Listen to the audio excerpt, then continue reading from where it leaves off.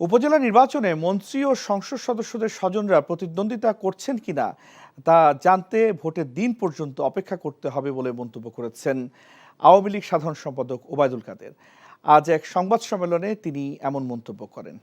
আর মন্ত্রী ও সংসদ সদস্যদের স্বজন কারা সেই বিষয়টি নিয়ে মন্তব্য করতে চাননি কাদের। নজরানা চৌধুরীর রিপোর্ট।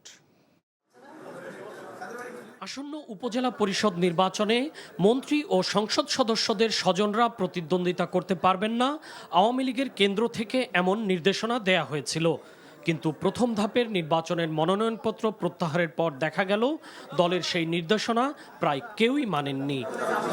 এ অবস্থায় বুধবার আওয়ামী লীগের ধানমন্ডি কার্যালয়ে অনুষ্ঠিত সংবাদ সম্মেলনে দলের সাধারণ সম্পাদক ওবায়দুল কাদের বলেন, শেষ পর্যন্ত মন্ত্রী ও সংসদ সদস্যদের স্বজন কারা নির্বাচনে অংশ নিচ্ছেন তা বুঝতে ভোটের দিন পর্যন্ত অপেক্ষা করতে হবে। বিকাশে কম খরচে ক্যাশ আউটের লিমিট বেড়ে 50,000, প্রিয় এজেন্টও 2টা। নির্বাচন কমিশনে যে সময়সীমা, তারপরও কেউ ইচ্ছে করলে প্রত্যাহার করতে পারে। কাজে এই বিষয়টি চূড়ান্ত বলে মনে করতে ইলেকশন পর্যন্ত আমাদের অপেক্ষা করতে হবে। দল বিভিন্ন সময় বিভিন্ন কৌশলে ডিসিপ্লিনারি অ্যাকশন নিয়ে থাকে। শেষ পর্যন্ত যারা করবে না সে ব্যাপারেও আমাদের পার্টির সিদ্ধান্ত আমরা সময় মতো নেব।